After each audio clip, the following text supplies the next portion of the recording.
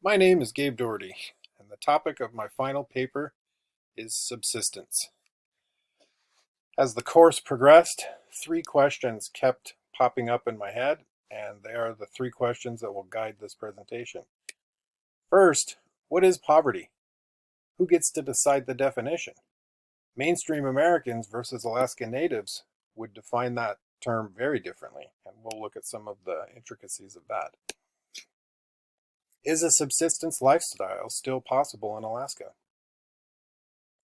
There have been a lot of changes in the state. Is it even possible to live that traditional lifestyle? And we'll look into that as well. And consumerism versus subsistence. Is one way better than the other?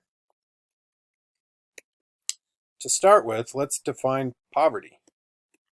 According to the poverty guidelines for 2020, a single person will make $12,760 a year if they're right at the poverty line. Less than that is poverty, more than that is not. It's lower middle class. What's the likelihood of any ethnic group living in poverty? Well, according to the paper by Walters, Simone, and Evans Campbell, natives have a 26% chance of living in poverty, where non-natives in America have a 13% chance. For natives to have twice the chance of living in poverty looks like a really bad statistic. But then you think, who's doing the defining of poverty? And that would be mainstream America. What if natives got to define poverty? And we'll take a look at that. According to Moss and Wellman, Alaska natives have lived here for at least 12,000 years. Before Alaska statehood, before the Russians in the 18th century, what did natives do for money? Did they have money at all? Well, why do we need money? We need it to buy food, clothing, and housing. Those are kind of the three modern staples. Modern, they've been that way for time immemorial. Well, food for natives looks different. Clothing looked different too. And so did their housing. Big differences. Well, here's another one. Consumerism requires money. Subsistence does not. It requires skill and time. That's two very different and competing ways of life. If you are a consumer, you often work in places that look like this. It strikes me that the men all seem to be wearing white shirts and ties. That's not every workplace, of course. Factories. Lots of people put very close together, doing the same thing over and over again all day. I believe humans need a challenge for their mind to be satisfied and happy. I don't know how long I could work at a place like that and be satisfied and happy. You're only happy on payday, and that only comes once or twice a month. For subsistence, this is what your workplace looks like. The maritime culture, the ability to take food from the sea or from the forest, it's there. I had a student early in my teaching career. He was a member of the Hupa tribe, Northern California. He told me that he knew everything he needed to know for his life in 8th grade. And he questioned why he needed to be in school. He said, "Before white man came, we hunted and fished and had contests of strength and skill. The rest of our time was spent dating. You think you can improve on that?" When Chamuch asked me that in class, I stopped and thought, and I haven't stopped thinking about it. I never really considered these issues until he asked me that question. Is a subsistence lifestyle still possible in Alaska? Well, barriers to continued subsistence lifestyles are many. Decreasing land ownership. The Alaska Natives lost a lot of land with the implementation of the Alaska Native Claims Settlement Act in 1971. According to Callaway, there's decreasing fish and game populations in the state of Alaska. Some of that's due to climate change. Some of it is due to competing fishing from commercial and sports. The increased cost of traditional ecological knowledge practices. With the sparsity of game, hunters have to go farther. That means more fuel for their boats, their four-wheelers, their snowmobiles. It means more supplies while they're out hunting because it takes longer. We mentioned increasing commercial and sport fishing. Think of this, before the Russians came in the 18th century, there was no outside competition for fish or game. Natives had their territory separated. They kind of had their own agreements among them, what was what, and they kept their population of fish and game steady. There's also an increasing non-native population in Alaska. 6/7 roughly of the state is non-native. Well, Alaska is part of the United States and we're a democracy. The majority rules. If 6/7 of the people are not that concerned with subsistence, with bag limits, with seasons, it's very hard for a subsistence lifestyle to continue.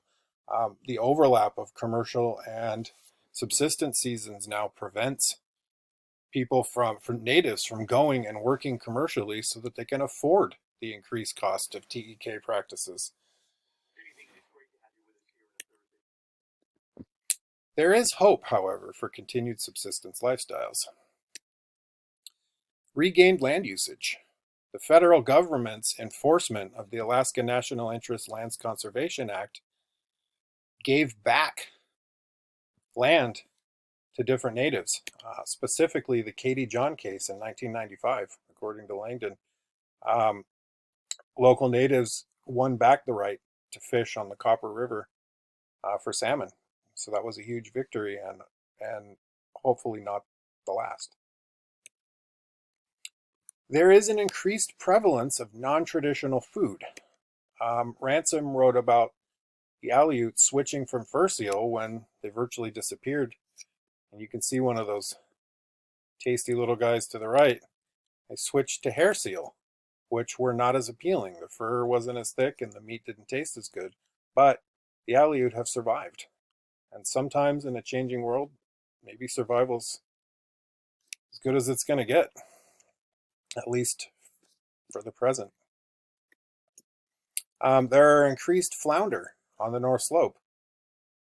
We know that with climate change, the ponds that support trout and the waters off the coast that support halibut, the trout and the halibut are disappearing. But there are more flounder than there used to be. There are more whitefish than there used to be. It might not be, a preferred food, but it is food, and it is a way to continue the subsistence lifestyle. I have a student who is not in school right now, obviously, and so he's working out in the herring ponding, and he said this is the best herring harvest on Prince of Wales in recent memory, not just for the herring, but for the eggs, which they put kelp and spruce branches in pens and let the herring lay eggs on it, and it's a favorite local delicacy. So, can subsistence continue? There are 3 factors that will determine this. According to Facino and Loring, the fish and game populations, imported store-bought foods, and fuel.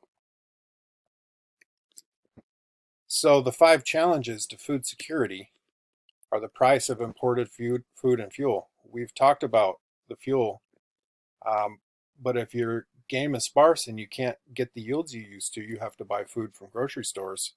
And if it's too expensive, you're out of luck. The effects of climate change. We're talking about the place that we live, that the fish live, that the deer and the seals live in. if those places change and can't support the life of those fish and game populations, it's going to be awfully hard to get fish and game. Natural resource development. This is a tricky one because after ANCSA, tribes became corporations and they need to make money. They have oil and mining and lumber on their land, and they may not want to go in and get it. But sometimes it's a question of, do you support your people or do you keep everything around you pristine? It's a nasty choice to have to make. Environmental pollution fits into the same category in my mind. If you're poisoning the things you eat, they're not going to be there, and you're poisoning yourself if you eat them. Those imported foods we were talking about, well, they have diet-related health effects. Excessive and improper use of those foods can cause cancer, diabetes, and heart disease, which is a further strain on Native communities, not just because of the people that are going through these things, but the healthcare system can't support it often, and so they have to travel to urban areas which they can't afford. So, is one way better than the other? Well, if you're going to weigh and measure consumerism versus subsistence, I think we need to look and do some pros and cons. When you think about food, consumerism, the food that you can buy in the grocery store is often unhealthy or expensive, or both. For subsistence, you get the food for free or you trade for it. And it tends to be healthier than, let's say, the Twinkie and burger that I showed you earlier. Consumerism, you need money, so you have to get a job. Now, the specialization of labor that this leads to creates experts in their field, so they can create things like cell phones, indoor plumbing, high-top sneakers, basketball. Some pretty awesome stuff. To say that someone living a subsistence lifestyle does not have a job is not what I'm meaning to say here. Their way of life is their job. If you have a job you love, you don't work another day in your life, right? I don't think that people that live the subsistence lifestyle, including my students, think of it as a job. It's just what you do. Status. Consumerism leads to personal ambition. Subsistence leads more to clan ambition. You want to make a name for your clan rather than for yourself. And I wonder what American society would look like in general if we had more of a clan ambition than just a personal ambition. Sometimes that can turn into greed. And of course, not in every case. So, which way's better? I don't think there is one right answer. It depends on who you are and what you want. But I do really enjoy looking at what Fazzino called mixed subsistence. Most of my students that are living subsistence lifestyles have a cell phone, and they use the GPS and all that stuff to improve their subsistence techniques. I really like the idea of blending the best of both cultures, but we need to leave that decision to each Native American and not make it for them. I thank you for your time. These are the articles and sources that I used to put all of this together.